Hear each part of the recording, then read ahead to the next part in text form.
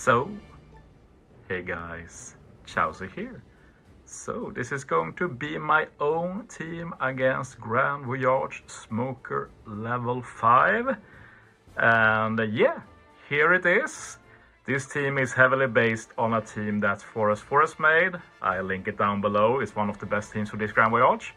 The one thing this team has though is no V2 category. We're going to go into why that is so hard in a bit. But first, let's just go through all the units you need. Hancock, V2 Boa, need her max level limit break, maybe even limit break expansion. And she's just really good as a lot of damage first stage and final stage. So she's just irreplaceable. There's been no team without her yet. Another very common captain is of course the Gear 5 Luffy 6-star. He just does so much. Captain ability resisting bind. The revive is just essential for this. You also ignore defensive effects, which is dope. And just a 6x captain after revive and good before that too. And a great special in terms of adding damage. From that we have Marco Whitebeard, which is central to this forest strat, where you can remove a total of 5 turns of paralysis with their swap. And you can also use their special, of course, to remove some paralysis, and you get some extra base attack boost. Does need to be... don't think investment matters too much there, but you probably want a level limit break maxed.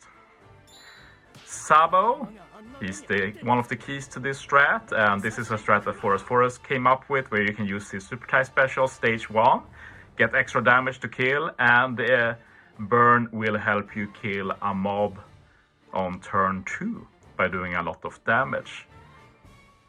Special also helps with damage, stage 2 and 3, getting some nice color affinity. And of course the super type plus captain ability is just a lot of extra damage in general. Now for the 2 units that never has been used against level 5 Smoker before.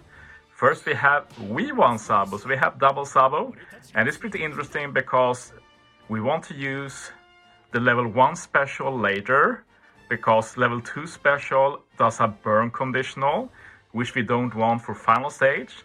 This is why I will use V1 Sabo first on stage 1 to get a big attack boost, and then later stage 4 to set up an attack boost for final stage. It's only for free spirit, but most of the team is free spirit. And yeah, high investment also needed for this guy. You need high investment to do enough damage with this team. Finally we have Cream G, aka V2 Sanji. And yeah, no comment about that. And you might wonder why he's so good. Well, the main reason is the recovery bind. This is the reason why V2 categories are hard to replace, because he also removes 10 turns of it. You need to remove a lot to do any healing at all. Pretty hard to survive without that. Other than that, the main thing is that he removes the chain debuffs, as well as giving a big attack boost, so he will make stage 3 basically free, which is a nice change. That's like the weakness of all of these teams that uses Gear 5 Luffy as captain. As for the support, well, we have Nami both to reduce the CD of Marco Whitebeard, as well as remove the final turn of paralysis, so pretty much essential. Jinbei is just for a small bit of chain boost, but you're going to see that that actually matters. Stage 1 damage is super tight, and remaining support removes 5 turn of attack down. This is the investments for the ship, by the way. I haven't gotten it maxed, the bind is not needed. And as for sockets, I'm running some very weird sockets. Resilience to survive, poison to not take poison damage, slot rate boost to reduce the RNG a bit turn 1, and there's some RNG later as well with sockets. And recover sockets is just to heal as much as I can with Marco Whitebeard recovery orb. So yeah, the weirdest sockets you will ever see, but they actually make sense. First team I've ever made where the right side sockets are more important than the left side in general, so pretty crazy. So you see the recovery boost, and you might think, why isn't it max level? But Friend Captain also has some sockets that are included here. With that long prelude, let's get into this. And turn 1 is one of the most important turns. So basically, another thing that is unique to this team is the fact that it uses a double resilience strats. That's right, you don't need to proc resilience just once, but twice this run. The bad thing is, of course, twice. That's awful. The only good thing is that the first resilience proc is right away, literally turn 1. So it doesn't take as long to farm it out. Like in an hour, you should expect to get like 2 and 3 runs to reach the end. So realistically, you will be able to beat it eventually, but of course it's pretty horrible. But that's the sacrifices we make for a no Katakuri team. And yeah, one thing to note is that this team has burn still. And if we take burn damage, we will die after resilience sockets. So we can't hit a perfect. This is what makes it require such high investment. There's very little leeway here. Like if I hit a good, the run is over, I have to redo. There's also orb RNG for the Sabo Friend Captain. He's not guaranteed to have a matching orb. And yeah, if you don't get the resilience sockets, you have to redo the run. As you see, it isn't the worst, especially if you have the Sabo yourself.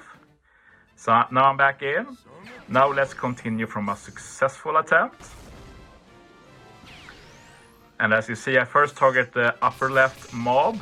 I hit a great with Marco Whitebeard, which is the weakest of these units. Then I manually swap to Sanji, or manually swap Buggy and tap with Sanji. And then I hit in order from weakest to strongest. And yeah, just a reminder, great is not that hard to hit. You basically just have to tap as soon as the text starts moving toward the middle.